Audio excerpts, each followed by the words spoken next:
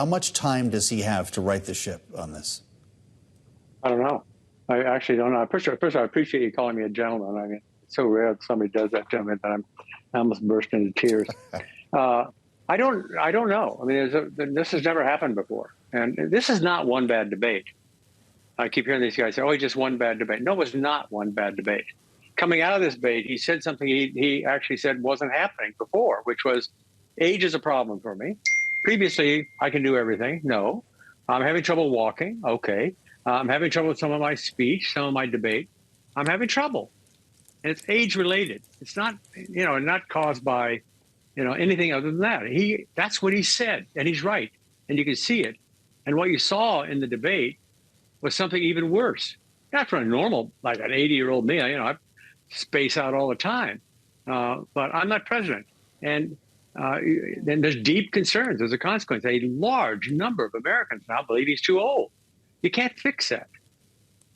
So it's a huge decision for him because he's the only one that can set the stage for the convention looking for an alternative to him.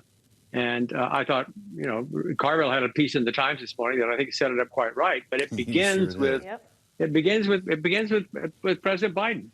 And there's a big difference between I'm going to fight and I'm going to persist and stubbornness that's connected with a rational observation of the facts. So I've done both. I've been stubborn and haven't listened to good advice. And I've been up against difficult things and know that I got to persist. And it unfortunately, it's beginning to feel like a little bit more of the former than the latter. But again, he's the only one that can do it.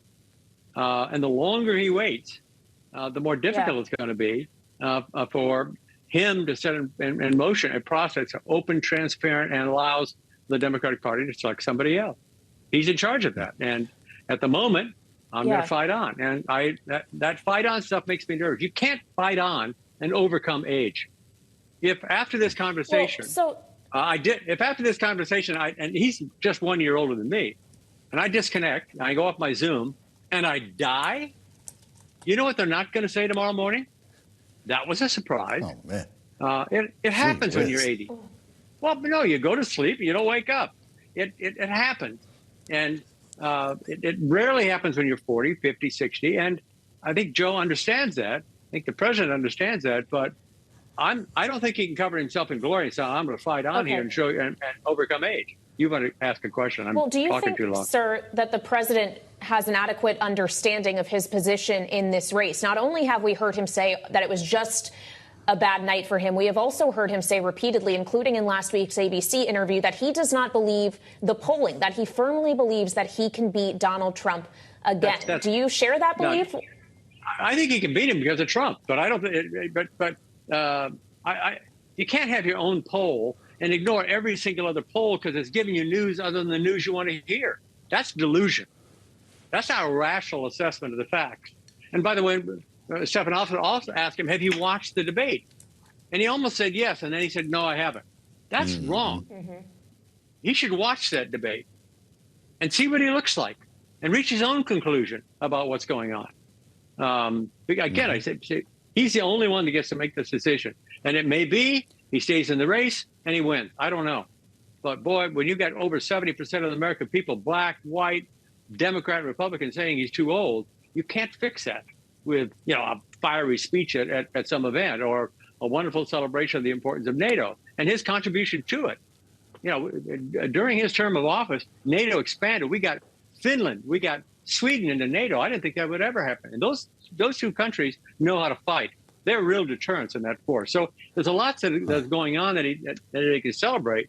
But boy, I'm smelling delusion, not a rational assessment on a guy willing to fight on, and I worry about that because I got plenty of delusion, and I can tell you that there are moments I think I may am leaning in a little too hard and being optimistic about being able to get this done. Senator, let me be the first to say that we're banking on you waking up tomorrow. But you mentioned this Carville op-ed in the New York Times. James Carville writes, mark my words, Joe Biden is going to be out of the 2024 presidential race, whether he is ready to admit it or not. I don't know if you agree with him, but his proposal here is something that he refers to as a super democratic process. A new nominee starting with 4 regional town halls to be moderated by former Presidents Obama and Clinton. You're talking about delusions right now. Are Democrats in a fantasy about this idea, bypassing Kamala Harris and taking the show on the road? Oh, no, it's quite the opposite. I mean, first of all, when I hear James Carville say, "Mark my words," I know he's a Cajun. So I smile when I hear that come out of his mouth. But I think what he's proposing is a transparent process. Certainly the vice president will be a part of that. But if it gets rigged in her favor and she becomes a nominee because Biden pushes it, that's not good for her. That's not giving her a level playing field to be the nominee of the Democratic Party as president. It just isn't. I don't see a lot of enthusiasm in the United States today, Democrat and Republican, for Washington, D.C. rigging things and setting it up to have an outcome different than what everybody else wants. So it would be a terrible mistake in my view. I think Carville's got that part figured out. I don't know. I have no capacity to predict what President Biden's going to do. I can only assess what I see, and what I assess is this is crossing over from persistence, to basically a delusion. And I'll repeat, we all have delusions, but the only people that don't are the guys on the street corner saying the world's going to come to an end. All the rest of us get through life by deluding ourselves that bad things aren't going to happen. Well, Senator, if you think that this is kind of a deluded vision, he also has maintained that he is doing this because of concern over the future of democracy, something I'm sure we may be about to hear from him as he gets ready to speak and address NATO allies at the summit here in Washington. But we're all just going to be paying attention more so to his delivery than the words he says, just like we're talking about his age, not the policy that he or Donald Trump would likely bring to a second term. Is that a disservice done to American people who are likely trying to vote on issues, not age and personality?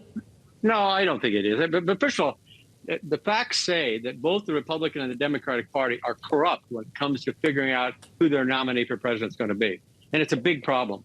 And it's a solvable problem. It's a big problem. So far be it from me to sit here and say, I celebrate democracy as a consequence of the way the Democratic Party and the Republican Party behave when it comes to selecting their nominee for president. If anything, it's a flaw in the process. Senator, you've been very open with us here, and we appreciate your time and your candor. I'm on drugs. I hope you understand. Well, I'll have what you're having. In the meantime, as an 80-year-old man, what do you make, and a longtime politician, of the idea of making a cognitive test required for both sides in this case? I don't know. I think, what do you get out of it? A couple of doctors' opinions. They're going to leap up with a Nobel Prize winning conclusion that he's 81 years old. And as he said in North Carolina, I have trouble sometimes in my debates. And who doesn't? Sure. The older you get. So I don't find that to be compelling. And by the way, I've heard some people say, let's have an age limit. If Warren Buffett decides he wants to be president tomorrow, he's got my support. So I don't think age necessarily is an indicator that you're unable to do a job like this. But in this particular case, age may end up being the most important issue in the campaign, and it shouldn't be. It just shouldn't be. The policy differences between Biden and Trump are stark. Let alone the fact that Trump is a felon 34 times over. I mean, Tillis could say, "I want to find some vice president that can help Trump win." He's not going to be able to help him undo the stain of being a convicted felon, undo the stain of what he did on January 6th, undo the stain of being found guilty of sexual assault by a jury of men and women of his peers. So those are, and the economic plans. I mean, we were in the toilet the last year he was in office because he was, much of the time, denying that COVID was a very big problem. Anyway, I think it makes it difficult for Biden and Trump to do what they need to do, which is say, if I get elected, this is what I'm going to do. And it's as I said, it may end up with Joe winning in a landslide. But if all you're doing is looking at facts, you'd bet it the other way at the moment.